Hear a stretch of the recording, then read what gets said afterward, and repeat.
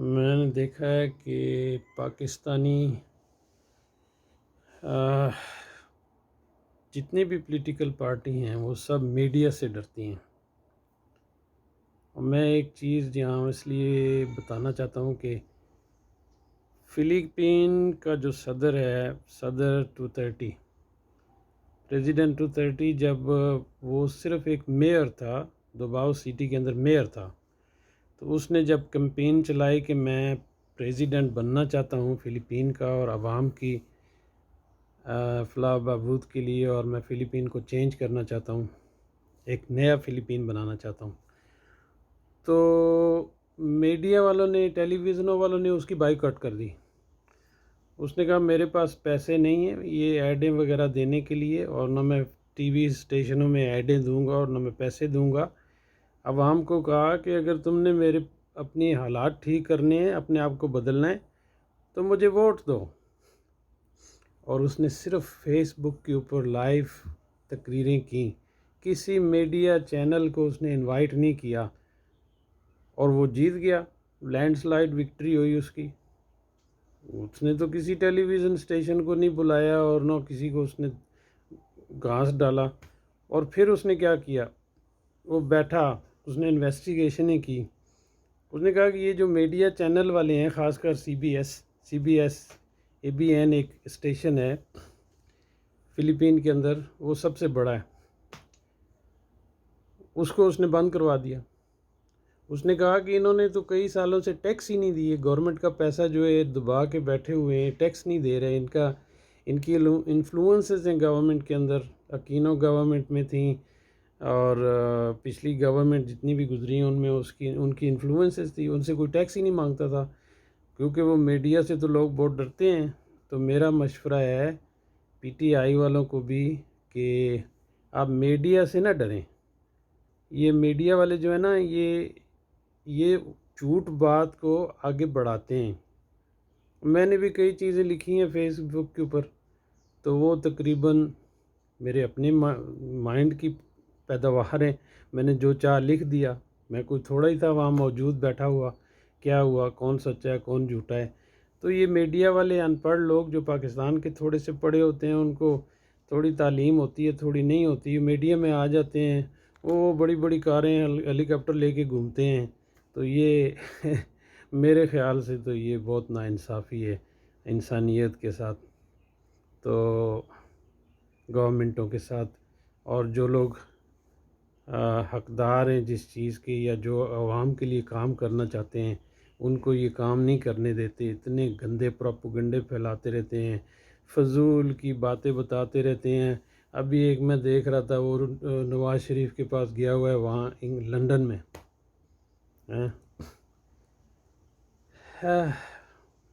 وہ لقمان کے کیا نام ہے اس کا، میں تو جانتا بھی نہیں. مجھے 40 سال ہو گئے پاکستان سے نکلے ہوئے.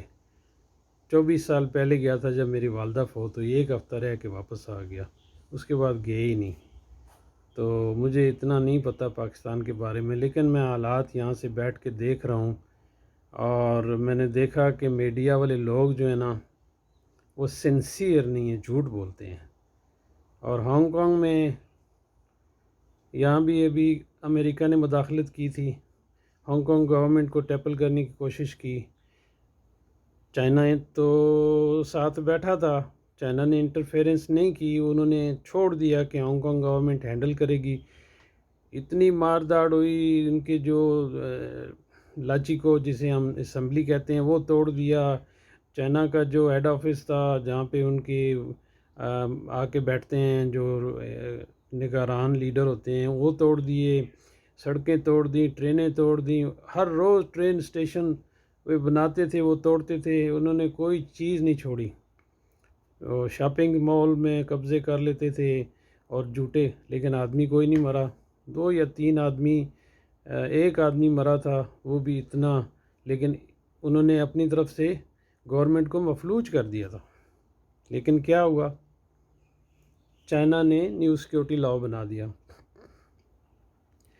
اس میں 54 جو اسمبلی ممبر تھے، جو ہانگ کانگ کے سٹنگ لیجسلیٹر تھے، اور ایک بزنس مین تھا.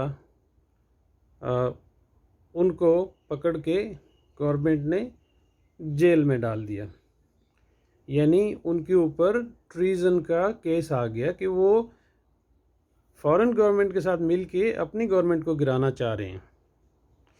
مجھے یہ نہیں سمجھ آ رہی کہ پاکستان کی گورنمنٹ ایسے غدار جو کہ سامنے نظر آ رہے ہیں، بالکل غداری کر رہے ہیں، اپنے ملک سے ٹریزن کر رہے ہیں اور پیسہ چوری کر رہے ہیں، ان کو نہ تو ان کو جیل ہوتی ہے، نہ ان کو کوئی پکڑنے والا ہے، نہ ان کو کوئی پوچھنے والا ہے۔ تو انا للہ و انا الیہ راجعون۔ ایسے ملک کا کیا بنے گا جس کو یہ الاؤ نہیں کہ وہ اپنی مرضی سے اپنا حکومت چلا سکیں، اپنی مرضی سے وہ کوئی کام کر سکیں۔ جب سے عمران خان بیٹھا ہے، نون لیگ والوں نے تو کافی قبضہ مافیا بھی ان کے ہیں، میری بھی زمینیں جو ہیں، ذاتی زمینیں جو ہیں، میری 200 کنال زمین جو ہے وہ آج سے 50 سال سے میرے رشتہ داروں کے قبضے میں تھی، میں چھوٹا تھا، ہمیں مار کے بھگا دیا۔ اب ہمیں امید لگی تھی کہ عمران خان آیا ہم واپس لے لیں گے، لیکن استغفر اللہ، یہ جو چور ہیں ان سے اللہ بچائے۔ ہمارے گاؤں میں ٹرکوں کے ٹرک، ٹرالوں کے ٹرالے بھر کے آتے ہیں گولیوں کے، جو زمینیں لوگوں کی قبضہ کر رہے ہیں، ٹرکوں کے ٹرک آتے ہیں گولیوں کے، صرف بندوقوں کے نہیں، گولیوں کے، اور کئی لوگ وہاں پہ مرتے ہیں جو انہوں نے نارتھ ویسٹ پاکستان سے بلائے ہوئے ہیں، وزیرستان سے اور افغانستان سے، انہوں نے ان کو وہاں ہماری زبان آتی ہے وہاں پہ، اور نہ انہوں نے اپنے ہی آ کے سسٹم لگائے ہوئے ہیں اور وہ قبضہ کر رہے ہیں۔ تو یہ ایک عمران خان تھا جس نے یہ ایک لوگوں کو امید لگائی تھی کہ اپنے جن لوگوں کے جو حقوق ہیں وہ ان کو مل جائیں گے، لیکن یہ چور کہاں دینے دیتے ہیں؟ ان کے جو پڑے ہوئے ہیں پیسے باہر، ان کی جو دولت باہر پڑی ہوئی ہے، اگر پاکستان رشیا چائنا بلاک میں آتا ہے، ترکی، ایران اور سعودی عربیہ ایک بلاک میں آ جاتے ہیں، چائنا کے پیسے جو ہیں وہ دنیا میں US ڈالر کے اگینسٹ چلنے شروع ہو جاتے ہیں، تو جو انہوں نے دولت لوٹ کے باہر رکھی ہے اس کی ویلیو ختم ہو جائے گی، بھلے یہ واپس نہ لائیں، اس کی ویلیو گر جائے گی، گرتی جائے گی، اتنی گر جائے گی کہ کیونکہ امریکہ تو جو ہے نا، اس کی بدماشی تو صرف یہی ہے کہ ڈالر ہے جی میرا پڑا ہوا وہاں پہ، میں ڈالر سے ان کے پیسے کی قیمت گرا دوں گا، ان کو کمزور کر دوں گا، ان کو غریب کر دوں گا۔ تو وہ کر بھی دیا اس نے کون سا آپ کا ساتھ دیا ہے؟ کسی کا بھی ساتھ نہیں دیا۔ سری لنکا میں اس نے حکومت گروا دی، ترکی میں اس نے کوشش کی گرانے کی، ہانگ کانگ میں اس نے کی، وینزویلا میں وہ لگا ہوا ہے کئی سالوں سے، وہ اس سے ڈرتے نہیں ہیں، بھوکے مار رہے ہیں لیکن وہ اس سے نہیں ڈرتے۔ کیا کر سکتا ہے وہ؟ کچھ نہیں کر سکتا، بڑا ملک ہے وینزویلا۔ پاکستان بھی بڑا ملک ہے، یا ایٹمی طاقت ہے، اگر یہ بلاک بن جائے، یہ جو چاہ رہے ہیں بنانا، تو پاکستان نے اگر ڈالر کی قیمت گر جائے تو قرضے آسانی سے اتار دے گا۔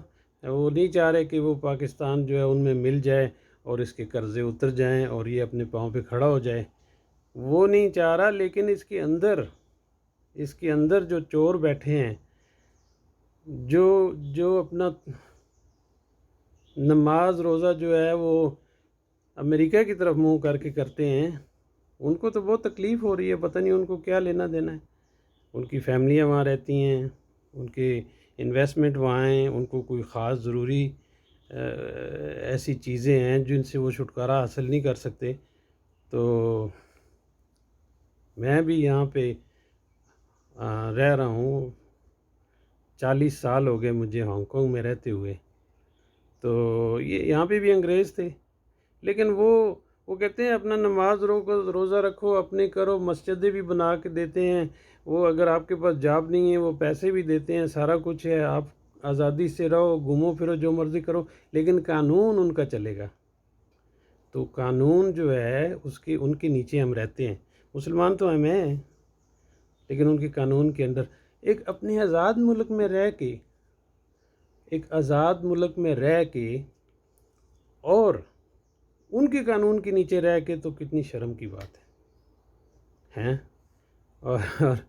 اور شرم تو اس بات پہ آتی ہے کہ ان کو ہم برا بھلا کہتے ہیں، غیر مذہب کہتے ہیں، لیکن یہ اصل مومن ہیں، اصل مومن یہ لوگ ہیں۔ ہم مسلمان ہیں نام کے، پیدا ہو گئے مسلمان، ماں باپ نے مسلمان نام رکھ دیا اور ہم کہتے ہیں ہم مسلمان ہیں، لیکن مومن یہ ہیں، نہ چائنیز نہ جھوٹ بولتے ہیں، نہ چوری کرتے ہیں۔ یہ ہانگ کانگ کی میں بات کر رہا ہوں، نہ یہ چوری کرتے ہیں، نہ فراڈ کرتے ہیں، نہ جھوٹ بولتے ہیں، نہ کسی کو دھوکہ دیتے ہیں، اور دوستی جس سے ہو جائے اس کی لاج رکھتے ہیں۔ لیکن ہم لوگ نہیں، ہم لوگ ایسے نہیں ہیں۔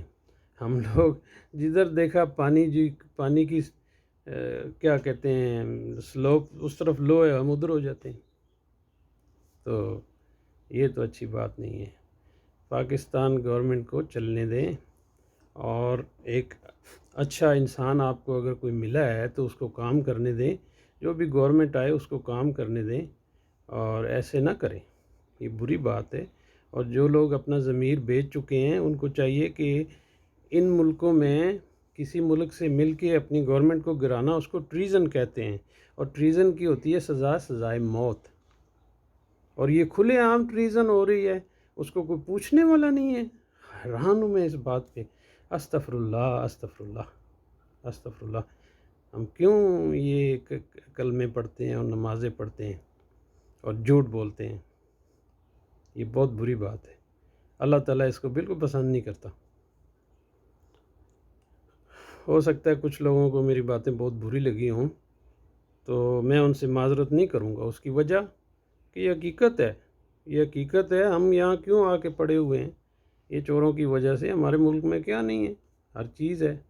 ہم یہاں رہتے ہیں 10 مائل تک کوئی دوسرا اپنی زبان بولنے والا آدمی نہیں ہوتا، لیکن ہم رہتے ہیں یہاں پہ اس لیے کہ ہمارے ملک میں بہت غدار ہیں اور چور ہیں، اور ان کو کوئی پکڑنے والا نہیں ہے، ان کی وجہ سے رہتے ہیں۔